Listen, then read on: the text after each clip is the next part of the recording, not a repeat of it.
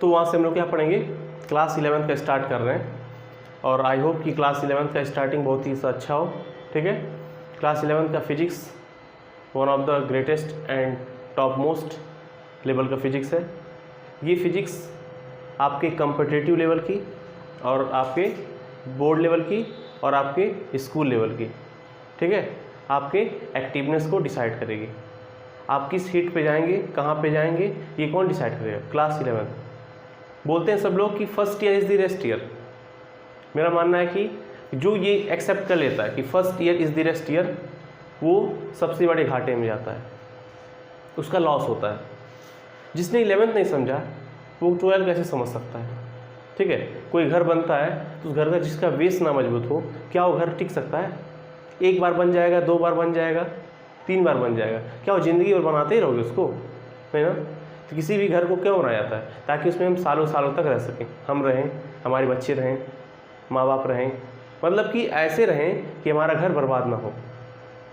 तो उस कंडीशन में हमारा घर ना बर्बाद हो, हम क्या करते हैं?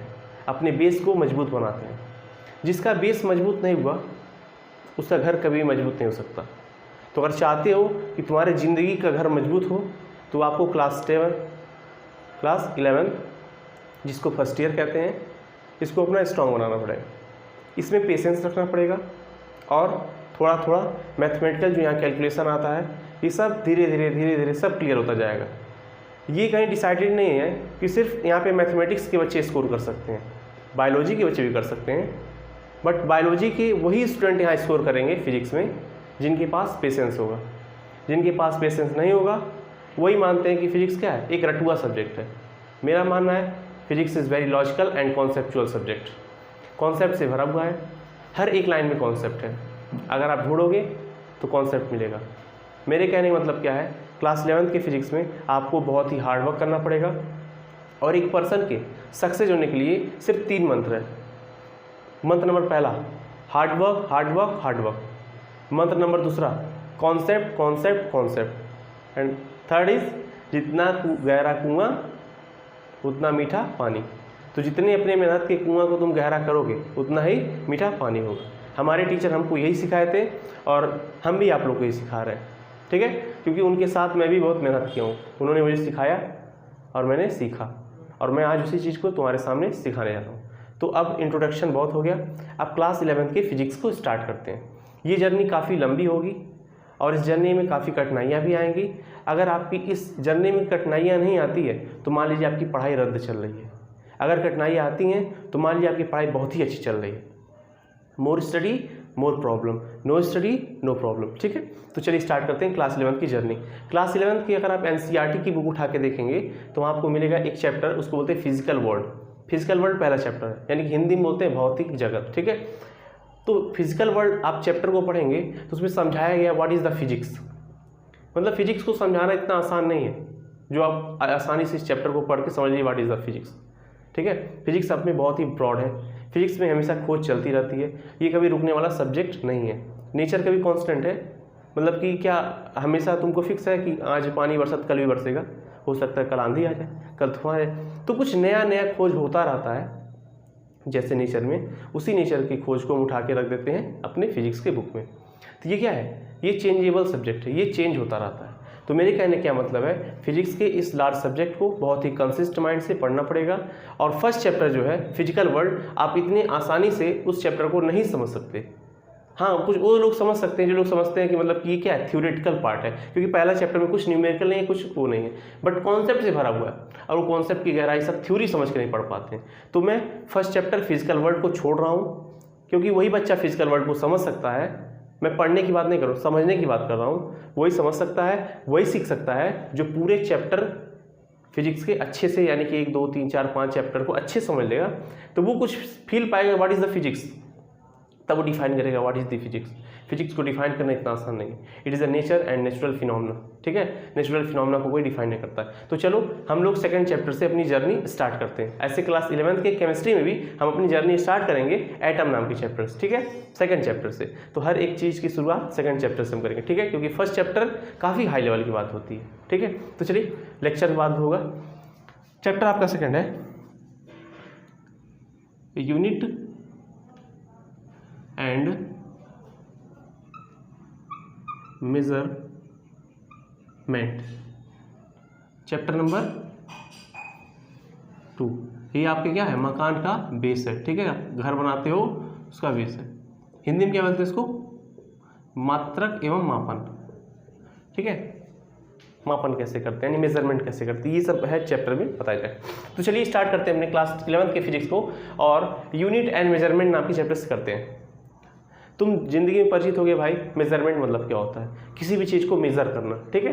तो सबसे पहले हम स्टार्ट करेंगे यूनिट एंड मेजरमेंट में। एक टॉपिक पहला आएगा फिजिकल क्वांटिटी, क्या आएगा, फिजिकल क्वांटिटी, फिजिकल क्वांटिटी क्या होता है, ठीक है, यानी फिजिक्स की वो क्वांटिटी जैसे कि mass, velocity, time, heat, energy, light, जितनी भी फिजिकल क्वांटिटी, ठीक है, उसी का हम स्टडी करेंगे। तो क्या ऐसे आपसे कोई पूछता है what is the physical quantity, तो तुम कहोगे मास, एक्सेलरेशन, वेलोसिटी, टाइम, ये सब फिजिकल क्वांटिटी, हम मानते हैं, बट इसे डिफाइन तो करो। तो फिजिकल क्वांटिटी क्या होती है, those quantity of physics, PHYSICS, those quantity of physics that can be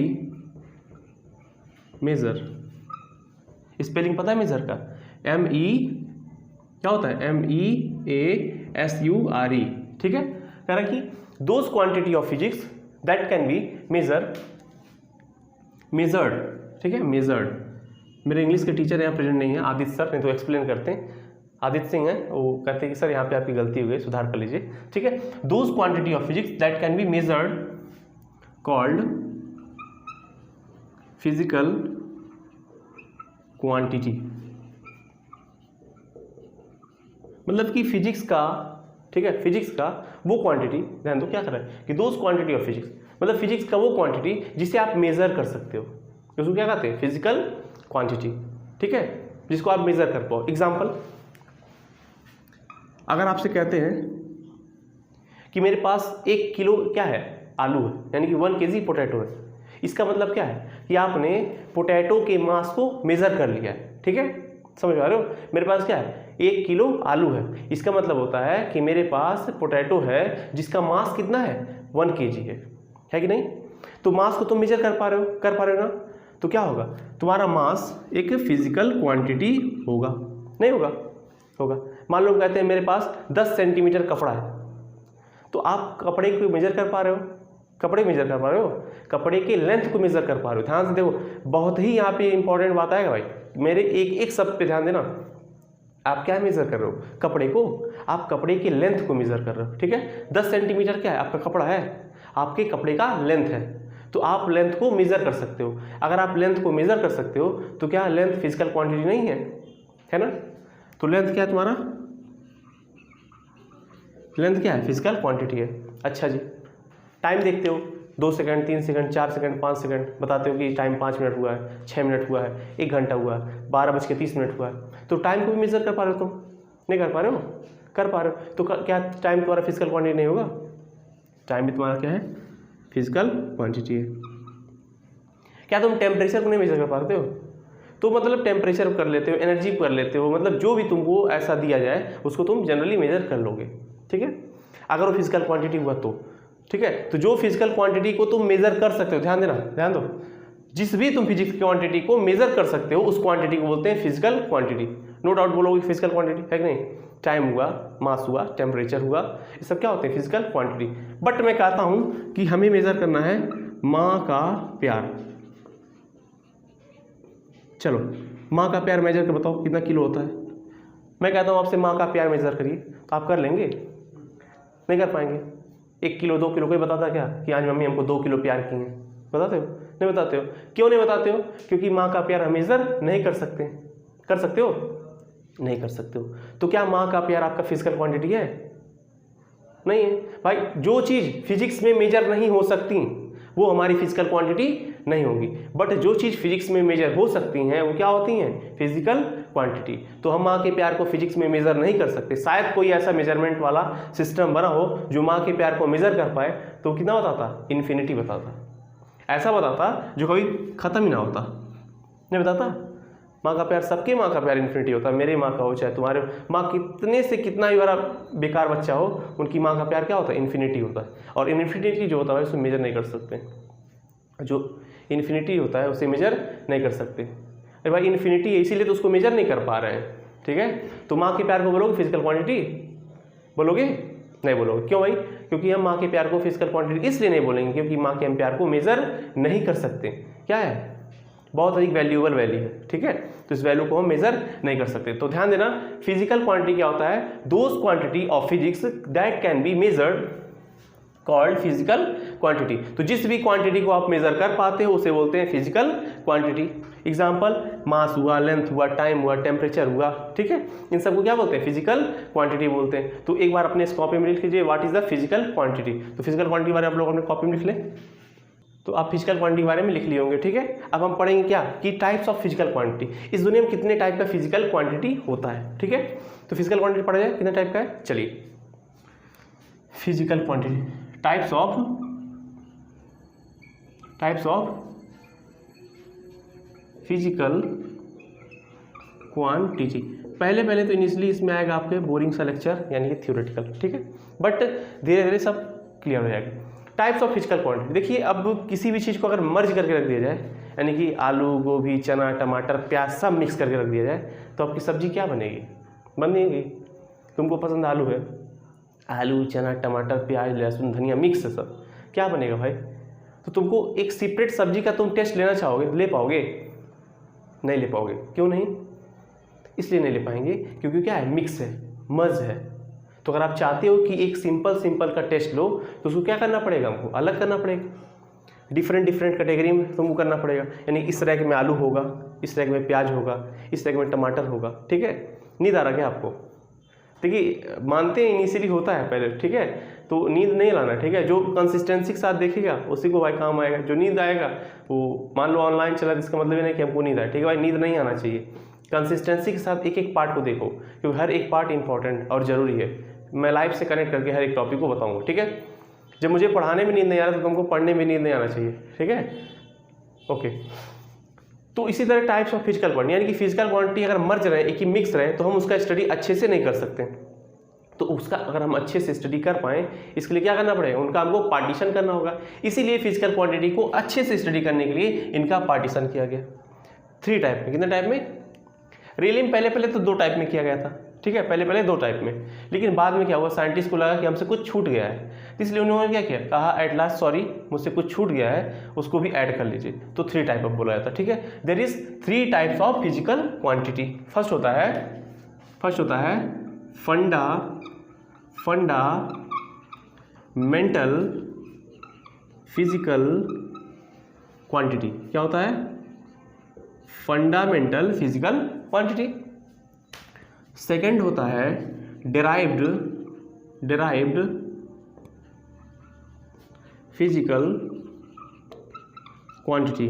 बहुत टीचर होते हैं इसको स्किप कर देते हैं, लेकिन ये नहीं जानते इंटरेस्ट यहीं शुरू होता है, ठीक है, स्किप नहीं करना। एंड थर्ड, छोटी से छोटी और बड़े से बड़ी टॉपिक को हमको क्लियर करना, ठीक है भाई, स्किप कुछ भी नहीं करना। एंड थर्ड तुम्हारा आएगा सप्लीमेंट्री फिजिकल क्वांटिटी। यानी फिजिकल क्वांटिटी कितने टाइप का होता है भाई? फिजिकल क्वांटिटी 3 टाइप का होता है, ठीक है। अब मैं हर एक डिफिनेशन को बोर्ड पे नहीं लिखता चलूंगा, अब उसको समझाता चलूंगा, ठीक है। समझाना अच्छा रहेगा और लिखवा दूंगा बोल के, ठीक है। तो fundamental physical quantity, derived physical quantity and supplementary physical quantity are the 3 types of physical quantity, ठीक है।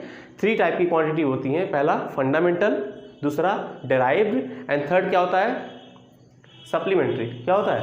सप्लीमेंट्री, ठीक है। पहला फंडामेंटल, दूसरा डिराइव्ड एंड तीसरा सप्लीमेंट्री। अब बात आती है what is the fundamental physical quantity.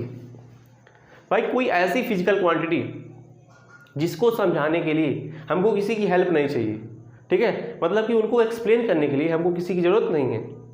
मतलब मैं कह रहा हूँ तुमसे कि मेरे पास तुम्हारे एक मार्कर है, ठीक है, इस मार्कर का मान लो क्या है वेट जो है, मान लो 50 ग्राम, कितना है, तो इस मार्कर का जो वेट है 50 ग्राम है कि नहीं, 50 ग्राम है, यानी कि इसकी जो मास कितनी है 50 ग्राम है। तो इसके मास को समझाने के लिए मुझे किसी की जरूरत है क्या मुझे लेंथ लेना पड़ेगा, करंट लेना पड़ेगा। मान लो को समझाने इसमें 50 ग्राम इसका मास है, इसको समझाने के लिए इसमें 50 एम्पियर करंट है, इसका 50 एम्पियर लेंथ है, मतलब तुमको मास को समझाना भाई, तो किसी की जरूरत पड़ेगी तुमको नहीं। मतलब कि अगर हमको इसके अमाउंट ऑफ सब्सटेंस यानी कितने इसके अंदर प्रेजेंट है, इसका मास, इसका कितना, इसमें कितना अमाउंट ऑफ क्वांटिटी है इसके अंदर, इसको मुझे समझाने के लिए किसी भी टाइप ऑफ के अनदर क्वांटिटी की जरूरत नहीं पड़ेगी।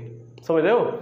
अगर मान लो मैं कह रहा हूँ कि मेरी लंबाई कितनी है 20 सेंटीमीटर, कितनी है 20 सेंटीमीटर, तो मेरी लंबाई को समझाने के लिए किसी और की जरूरत नहीं है कि तुम बताओगे 20 मीटर पर सेकंड आप हैं, ऐसे बताओगे कि बताओगे मेरे पे 10 एम्पियर करंट जा रहा है, मेरा टेम्परेचर 40 केल्विन है, ये बताने की जरूरत है नहीं। तो तुम बताओ अगर मेरी लेंथ को बताना हुआ तो मुझे किसी की जरूरत है, मैं लेंथ की हेल्प लूँगा।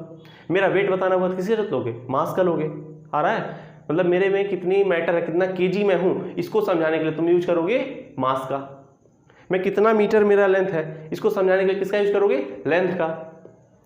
इस समय कितना बजा हुआ है, 2 किलो बोलते हो, नहीं बोलते हो। क्यों भाई 2 किलो नहीं बोलते हैं, क्योंकि हमको टाइम को समझाने के लिए, सेकंड यानी कि क्या इस समय टाइम हो रहा है उसको समझाने के लिए किसी और क्वांटिटी की जरूरत नहीं है। टाइम से आप बता सकते हैं इस समय क्या टाइम हो रहा है, ठीक है, यानी कि इतना मालूम करें 5:05 हो रहा है, तो 5:05 को हम टाइम से समझा सकते हैं। मेरे इस समय टाइम कितना हुआ 5 मिनट, ठीक है, 5:05, ना कि 5 kg। तो मेरी कहने मतलब क्या है कि कोई ऐसी फिजिकल क्वांटिटी जो किसी और पे डिपेंड ना करती हो, मास को समझाना तो मास वाली, लेंथ को समझाना तो लेंथ वाला, टाइम को समझाना टाइम वाला, ठीक है। आ रहा समझ में। तो मतलब अब हमारा कह रहा है कि मेरे पास एक वायर, उसमें 5 एम्पियर करंट जा रहा है, इस वायर में 5 एम्पियर करंट जा रहा है, इसको समझाने के लिए किसी चाहिए जरूरत, मास का चाहिए, लेंथ का चाहिए। मतलब भैया ये इंडिपेंडेंट है, क्या है, मतलब किसी और पे डिपेंड नहीं करते, ठीक है। तो क्या बताओगे, what is the fundamental physical quantity, बताना। Those physical quantity which is independent, क्या बोलोगे, which is independent called fundamental physical quantity, ठीक है। ये किसी पे डिपेंड नहीं करते हैं, इसलिए इनको क्या बोलते हैं, फंडामेंटल फिजिकल क्वांटिटी बोलते हैं, ठीक है। अब बात आई next, what is the derive physical quantity.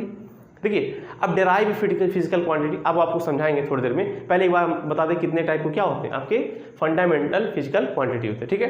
तो सबसे पहले बताएं आपको, देखिए इस दुनिया में 7 टाइप के फिजिकल क्वांटिटी होते हैं, और कौन से, फंडामेंटल वाले, ठीक है। कितने टाइप के, 7 टाइप के, कितने टाइप के, 7 टाइप के। पहले क्या होता है, मास, फिर क्या आता है, लेंथ, क्या आता है, लेंथ, फिर क्या आता है, टाइम, फिर क्या आता है, इलेक्ट्रिक करंट,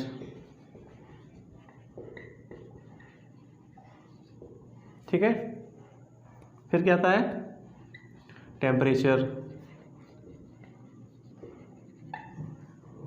ठीक है, फिर 6 आएगा तुम्हारा ल्यूमिनस इंटेंसिटी, एंड 7th आएगा तुम्हारा अमाउंट ऑफ सब्सटेंस, क्या आएगा, अमाउंट ऑफ सब्सटेंस, ठीक है।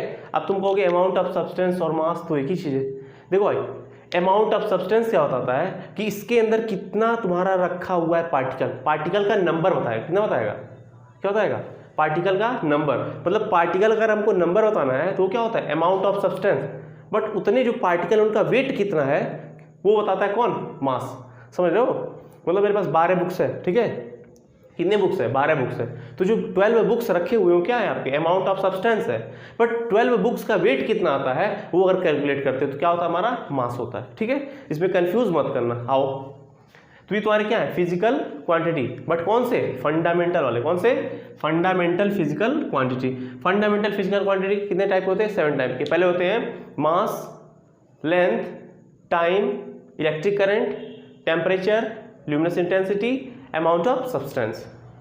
हर एक फंडामेंटल क्वांटिटी का एक यूनिट होता है, क्या होता है, एक यूनिट होता है। जैसे अगर आपके पास क्या है, मास है, तो मास का क्या होगा केजी, लेंथ का मीटर, टाइम का सेकेंड, इलेक्ट्रिक करंट का एम्पियर, टेम्परेचर का केल्विन, ल्यूमिनस इंटेंसिटी का क्या होता है कैंडेला, क्या होता है कैंडेला, सीडी क्या होता है कैंडेला, क्या बोलोगे कैंडेला, अरे बोल सकते हो कोई बात नहीं, ठीक है। अमाउंट ऑफ सब्सटेंस का होता है मोल, क्या होता है मोल। अब ध्यान दो, मास का क्या बोलोगे, बोलो कोई दिक्कत नहीं, मास का क्या होगा केजी, ठीक है, लेंथ का मीटर, टाइम का सेकंड, इलेक्ट्रिक करंट का एम्पियर, टेम्परेचर का केल्विन, ल्यूमिनस इंटेंसिटी का कैंडेला और अमाउंट ऑफ सब्सटेंस का मोल, ठीक है। अब बात आता है कि यहाँ पे ल्यूमिनस इंटेंसिटी क्या होता है, ये बात कभी सुने हो, ज्योति तीव्रता हिंदी में नाम, ठीक है, जान लो। ल्यूमिनस इंटेंसिटी मतलब क्या होता है कि कोई आपके पास बल्ब है, ठीक है,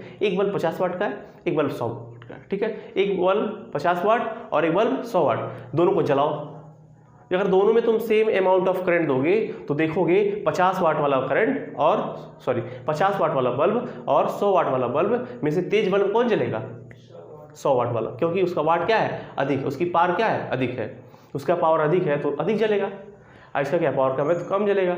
तो इन दोनों में कंपेयर करना है, तो कंपेयर करने के लिए जो भी हमारे पास क्या होता है यूनिट होता है, उसको कौन सा यूनिट होता है कैंडेला, मतलब कौन सा तेज जल रहा है कौन सा धीमा बल्ब जल रहा है, इसको कैसे होता है कैसे मेजर करोगे, तो मेजर करने के लिए साइंटिस्ट कैंडेला ने बताया ल्यूमिनस इंटेंसिटी को, ठीक है। ये हमारे कोर्स से बाहर की बात है इसलिए इसके बारे में डिटेल नहीं जानेंगे, ठीक है। तो अगर किसी के मास को समझाना हुआ तो केजी समझाओगे, केजी को किसी और से भी समझा सकते हो क्या, है कोई रास्ता तुम्हारे पास, मीटर सेंटीमीटर, हाँ ये बात अलग है, केजी का ग्राम होता है, उसके बाद से तो मिलीग्राम होता है, वो बात अलग है, वो तुम्हारा इसी के अंदर मास के बारे में बात करता है, चाहे वो मिलीग्राम हो, चाहे नैनोग्राम हो, चाहे पिकोग्राम हो, कोई ग्राम हो, कोई ग्राम हो, वो तुम्हारा किसकी बात करता है मास की ही बात करता है। तो ये मत कहना कि वो अलग है, ठीक है, एक ही है, बस फर्क क्या है कि उनकी यूनिट क्या है अलग है, उनकी क्वांटिटी क्या है थोड़ी कम आएगी, बस यही है। लेकिन ऑल्दो छोटी हो चाहे बड़ी हो वो समझाती है मास को, ठीक है। लेंथ लंबा हो बड़ा हो डजेंट मैटर, समझाता है लेंथ को, ठीक है।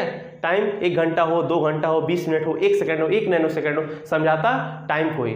समझ में आ रहा है कुछ भाई मेरे, हाँ याद रखे ना, ठीक है। अब चलो बात करते हैं, ये हो गया। अब आया आपसे फिजिकल क्वांटिटी में आपको फंडामेंटल क्वांटिटी आ गया। फंडामेंटल क्वांटिटी क्या होता है, कोई ऐसी क्वांटिटी जिन्हें समझाने के लिए हमें किसी की जरूरत नहीं पड़ती, उनको क्या बोलते हैं फंडामेंटल क्वांटिटी, क्या बोलते हैं, अरे बोलो ना यार फंडामेंटल क्वांटिटी क्या होता है, fundamental quantity those quantity which is independent is called fundamental quantity, ठीक है। एग्जांपल क्या बताओगे, mass, length, time, electric current, temperature, luminous intensity and amount of substance, ठीक है।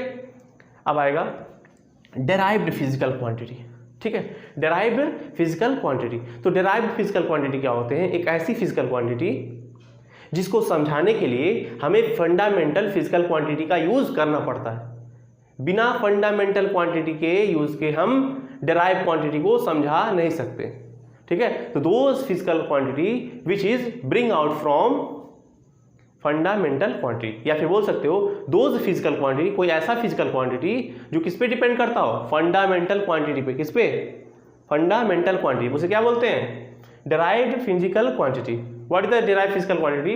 Those physical quantity which is depend on the fundamental quantity is called derived physical quantity. अब इसका example, जैसे example देते हैं, मान लो भाई मेरे पास क्या है, स्पीड है, क्या है, क्या है स्पीड। स्पीड क्या होता है, एक तुम्हारा क्या है डेराइव्ड फिजिकल क्वांटिटी। अगर तुमको स्पीड को समझाना है तो तुमको क्या ऐसा है कि तुम बिना मीटर पर सेकंड के बता सकते हो स्पीड का यूनिट बता सकते हो। अगर मैं कह रहा हूं कि दुनिया से मीटर पर सेकंड में नहीं दूंगा तुमको, जाओ स्पीड में तुमको मीटर पर सेकंड यूनिट नहीं देता फंडामेंटल क्वांटिटी, यानी कि फंडामेंटल क्वांटिटी मना कर देता है तुमको कि जाओ स्पीड में तुमको मीटर और सेकंड नहीं दूंगा, तो जाओ तुम समझा लो अपना यूनिट, समझा पाओगे।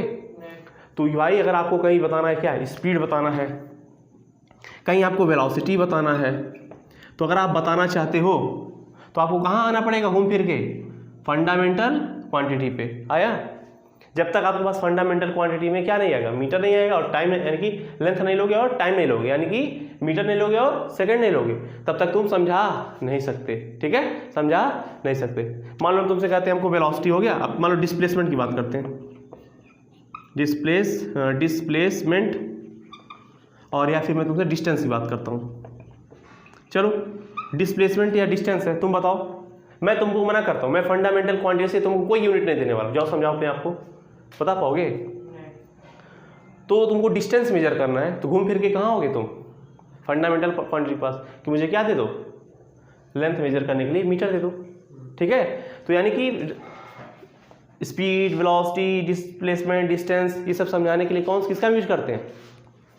फंडामेंटल क्वांटिटी का। मान लो हमको समझाना कहीं एरिया, क्या समझाना है? एरिया। एरिया जानते हो क्या होता है?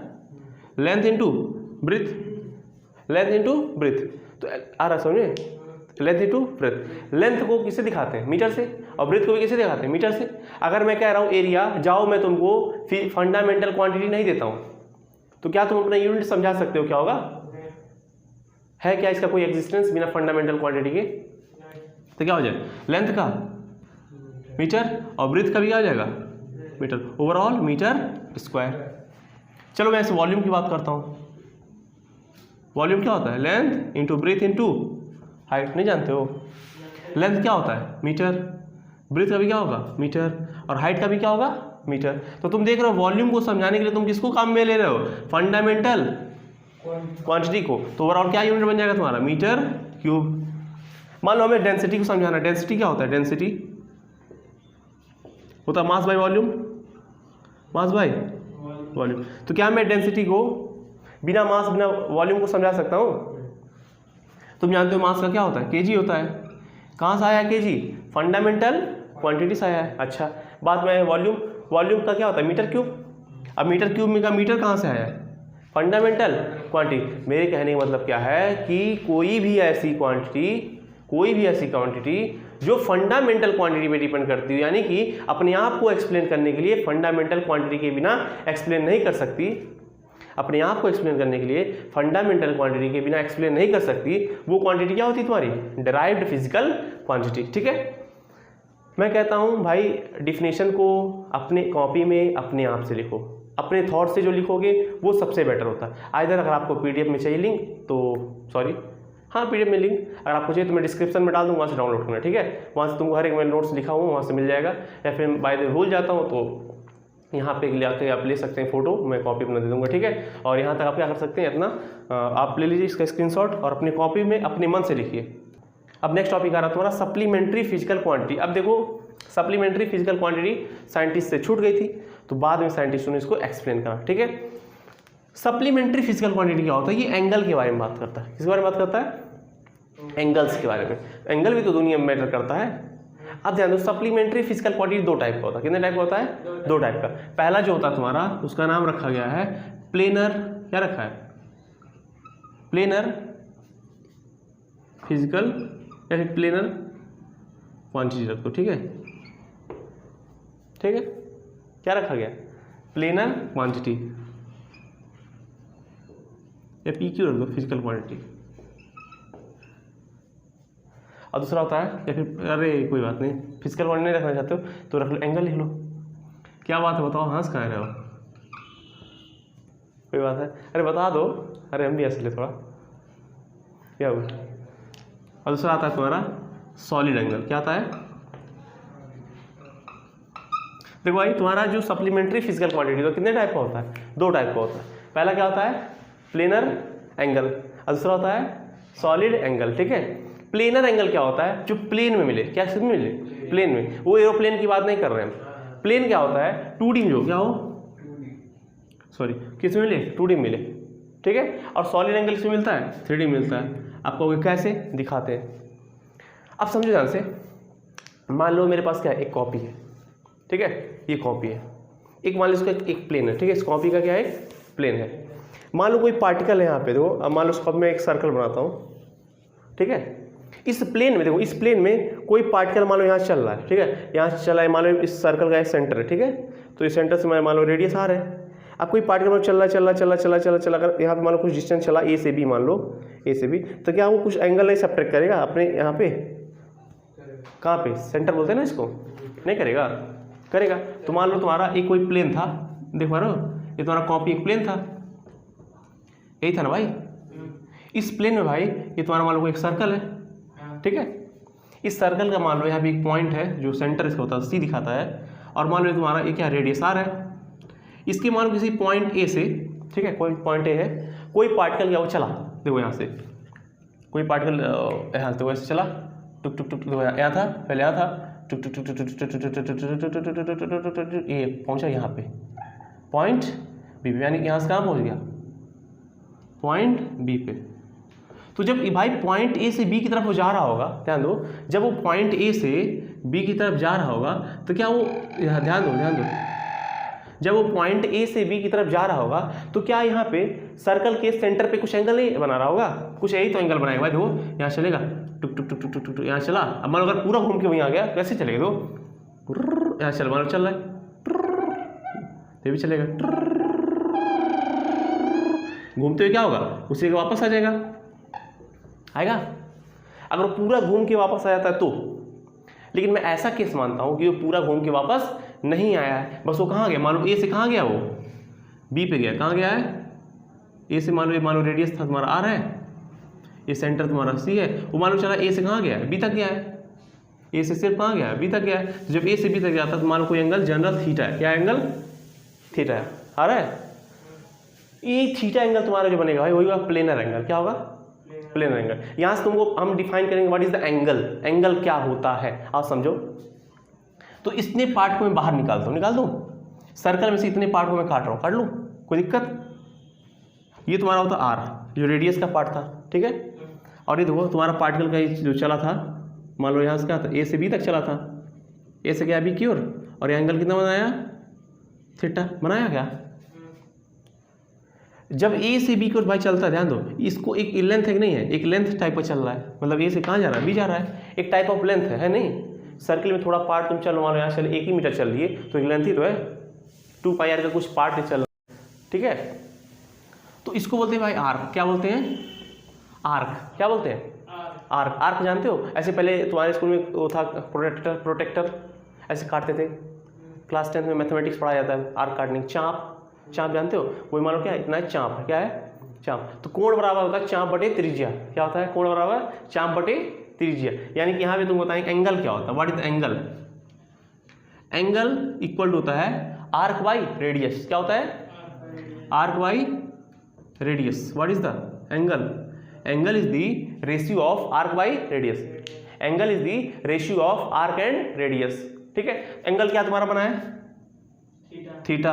तो थीटा किसके इक्वल आएगा, आर्क क्या तुम्हारा, आर्क है ए से बी तक का डिस्टेंस, मान लो क्या है तुम्हारा ए बी है, रेडियस कितना भैया आपका, आर है, तो ये तुम्हारा बन गया, ये तुम्हारा एंगल का थीटा बन गया, ठीक है। अब आपसे कोई पूछता है इसी एंगल को बोलते हैं रेडियन। क्या बोलते हैं, रेडियन। आज हम तुमको बताते हैं radian. What is the radian, क्या होता है, रेडियन। रेडियन क्या होता है, एक एंगल होता है, इसका यूनिट क्या होता है, यूनिट ऑफ प्लेनर एंगल।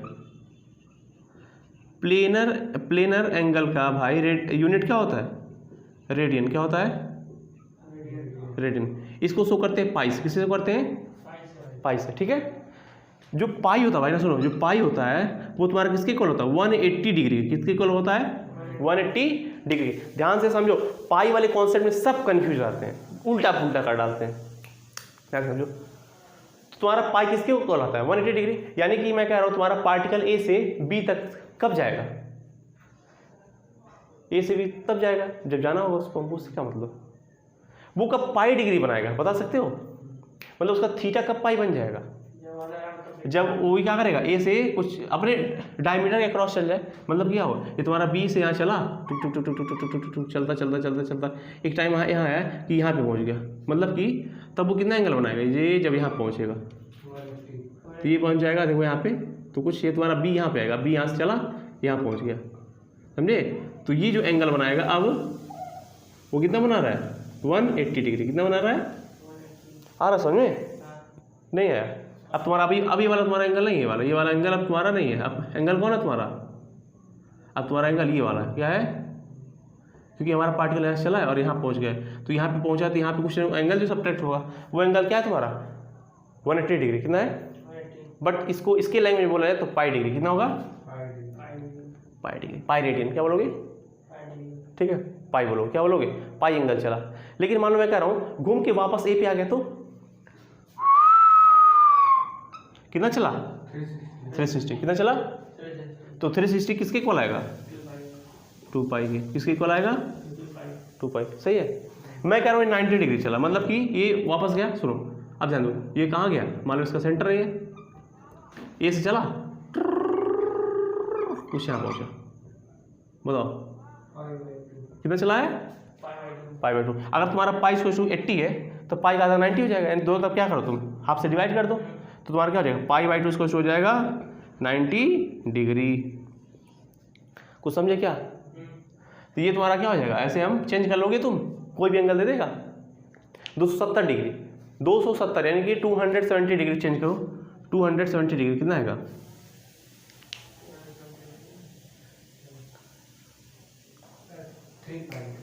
3 पाई पक्का भाई 3 पाई कितना होगा 18 का 36 540 डिग्री होगा पागल।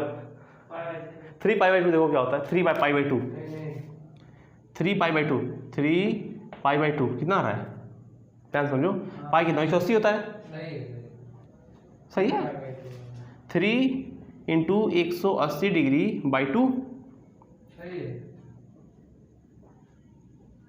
90 9 3 27, ये कितना आ गया आ जाएगा तुम्हारा, यानी कि हमको 270 डिग्री चेंज करना होगा, कितना आएगा 3 पाई बाई 2। समझे क्या, नहीं समझे पक्का, ठीक है। ये तुम्हारा क्या होता है भाई प्लेनर एंगल होता है। प्लेनर एंगल क्या होता है, आर्क इक्वल्स टू सॉरी क्या होता है तुम्हारा ये एंगल इक्वल्स होता है आर्क बाई रेडियस, कोण बराबर चाप बटे त्रिज्या, ठीक है।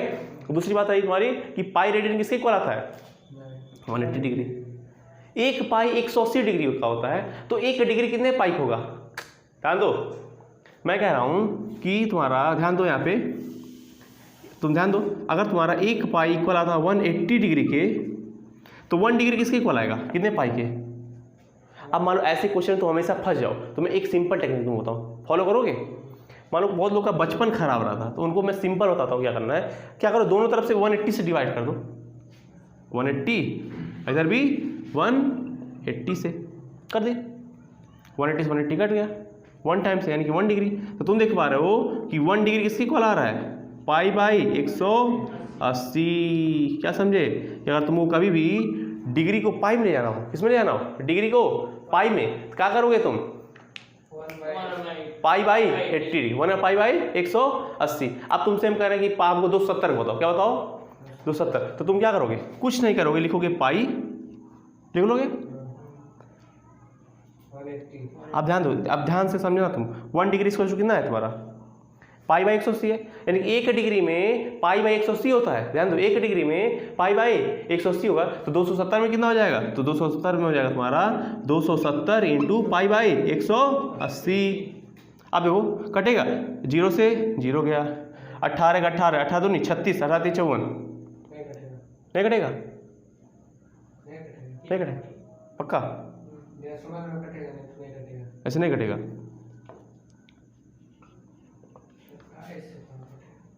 अच्छा ऐसे काट ले, 2 0 0 काटा 9 दूनी 18 3 अच्छा कितना आ जाएगा 3 से कटेगा 3 छक्के 18 और 3 9 27, 3 दूनी 6 और 3 त्रिका 9। समझे बाबू कितना आ गया 3 पाई बाई 2, वही पहले वाला आंसर जो मैं कराया था थोड़ी देर पहले, समझे। तो कभी भी तुमको डिग्री को पाई में ले जाना हो किससे मल्टीप्लाई करोगे, नोट करो कि कभी भी हमको डिग्री को पाई में ले जाना रहेगा तो हम उस डिग्री का मल्टीप्लाई पाई बाई 180 से कर देंगे। कभी भी डिग्री को पाई में ले जाना है, किस में ले जाना है डिग्री को पाई में ले जाने के लिए हम क्या करते हैं, डिग्री को पाई में ले जाने के लिए हम पाई बाई 180 से मल्टीप्लाई कर देते हैं, आंसर हमारा क्या आ जाएगा पाई में आ जाएगा। आई विश आप क्या समझ गए होंगे, प्लेनर एंगल को अच्छे समझ पाएंगे। What is the planar angle, planar angle आया। मैं थोड़ा सा मार्कर में अपने इंक डाल लेता हूँ, तो आप चाहो तो इसका स्क्रीनशॉट ले लो या फिर कॉपी में नोट कर लो। यानी कि अब बात करेंगे हम what is the solid angle, solid angle के बारे में बात करेंगे। तो आई विश की आप लोग ये जानते होंगे कि जब आप किसी बर्थडे में गए होंगे तो बर्थडे बॉय कैप पहनता है, बर्थडे को टोपी देखे हो ऐसे पहनता कुछ। अच्छा दूसरा बात मैं भी जानता हूँ कि आपने कभी ज़िंदगी में अगर घर वाले अच्छे कंडीशन में हैं तो कभी आपको कोन वाला आइसक्रीम खिलाए होंगे, ठीक है। और सबके घर वाले इतने तो औकात सबकी रहती है कि तुमको एक आइसक्रीम खिला पाए, ठीक है, मान लो इसका नहीं है। ज़िंदगी में अगर तुम पढ़ने में अगर थोड़े अच्छे बच्चे होंगे तो क्लास 10 में मेंसुरेशन पढ़ाया जाता है मेंसुरेशन। तो ये सब पढ़ना था, तुमको बताया जाएगा कि तुमको एक कोन देखिए,